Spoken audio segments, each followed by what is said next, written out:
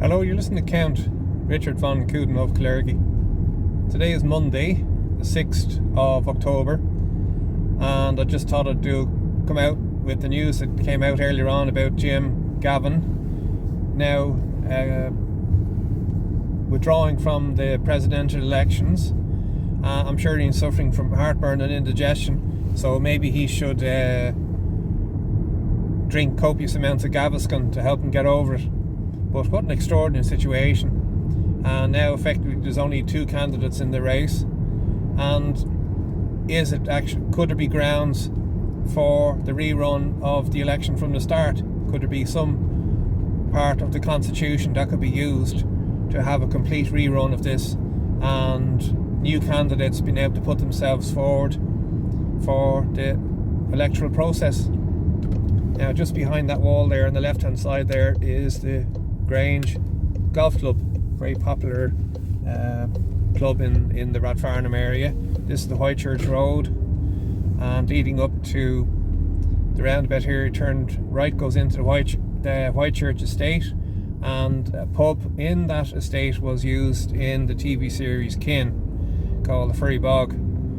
But extraordinary developments there in the presidential race, which effectively adds weight to the campaign of #SpoilYourVote, which I'll certainly be doing myself.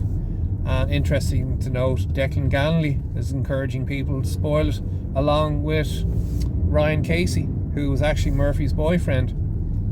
And it'd be interesting to see now if Independent Ireland will be encouraging the same, or any members of AIM too. Will they be the political parties taking this on board as well?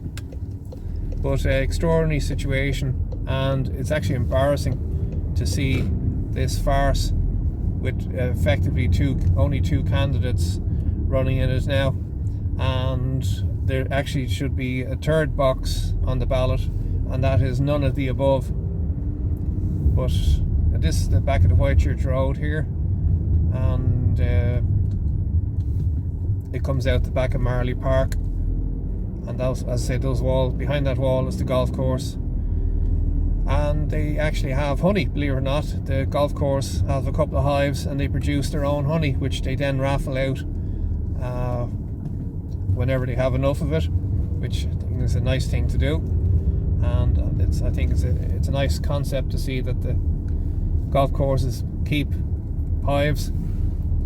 But so it's quite a dark road, and on the left hand side, I don't know if you've passed it yet, but there's a set of gates, and inside that is Moravian Cemetery, which was a sect, I think, of persecuted Christians from Central Europe that resettled in Ireland. But it'd be interesting to see now how the papers deal with this in the morning. And I think the final straw was, I think, the questioning by Anya Lawler of Jim Gavin about, I think, monies owed, allegedly. But I think he did a lot of humming and hawing. It'd be interesting to see. I'll watch the repeat of that when I get home.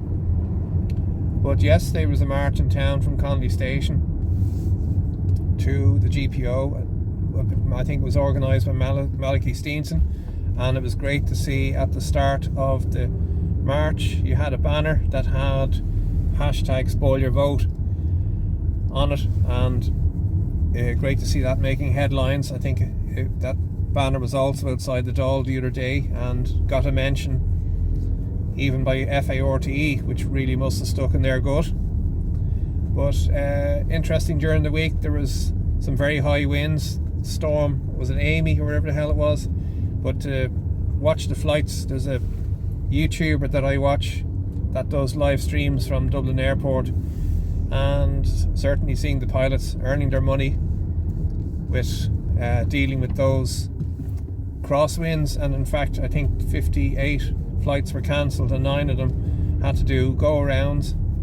And I have a gentleman I know who flies out to the Middle East, and according to him, if you have a second go around, the next option is to divert to another airport.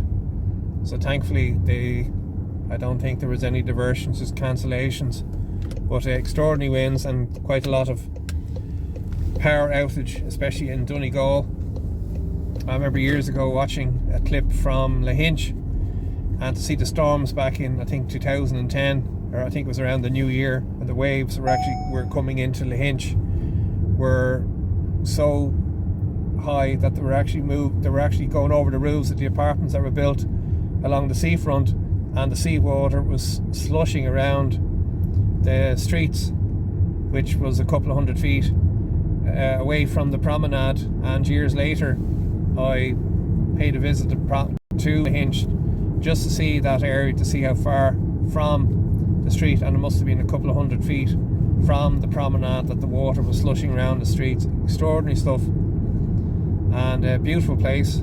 Stayed down in Spanish Point, lovely hotel down there. And on one of my holidays I did, I've done most of the Wild Atlantic Way from Waterford up to Donegal. Did it in sections over a period of a couple of years. Most beautiful holiday. And I haven't done Loop Head now in County Clare or Fanet Head in Donegal, but I'd certainly recommend it as a road trip for people to get an idea of the beauty of the countries that we are custodians of. And that wall to the right hand side there is actually the back of Marley Park, and I'm going to go up through these lights here and turn effectively straight on there and go up the hill. Now, where are we now? Oh yeah, I have to turn right here.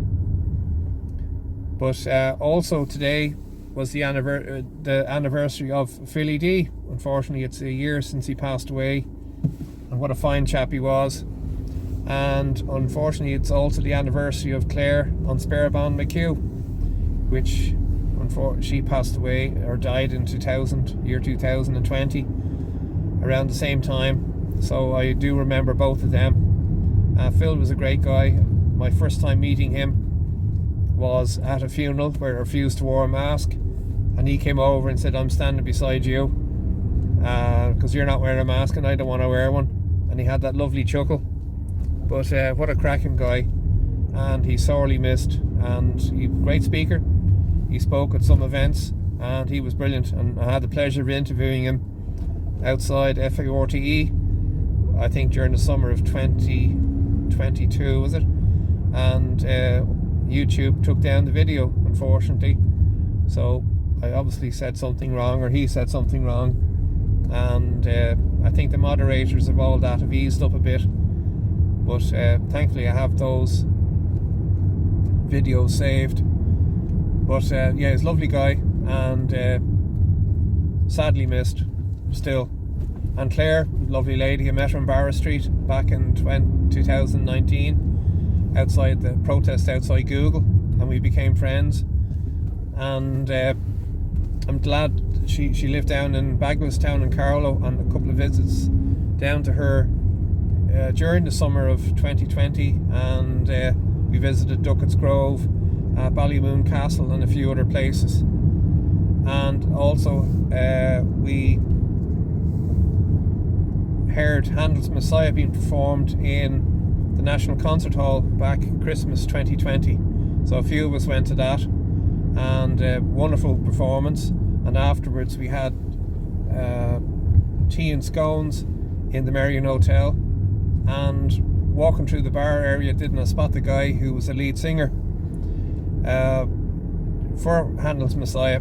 So I approached him and asked him would he be kind enough to come over and say hello to two adoring fans who really enjoyed his performance, and he did. He was a lovely guy. He came down and sat with us for a while, and while talking to him, it was interesting to note that during the performance you had the male voice, which was the tenor, and then you had the female voice, but somewhere in between was this other guy, and I wasn't quite sure where he fit into the arrangement. But when speaking to this chap afterwards, I said, I get you, I get her, but do you mind me asking you, was the middle guy, was his part written for a castrati? And he said yes. And would you believe the last known castrati died in 1903, where he was castrated so that he wouldn't lose his voice. Imagine that. But but that was Claire, and a very nice lady she was too. She was a music teacher, taught piano, and could play the organ. Very talented lady, and conducted the men's choir down in Castlecomer. And she was learning a piece of music for me that I liked, which was by Eric Satie, one of his piano pieces. Unfortunately, I never got to hear her play it. But a very fine lady she is, and she is still in my thoughts and prayers, as is Phil. This is Lamb's Cross here, so I'll just go on up for a little bit.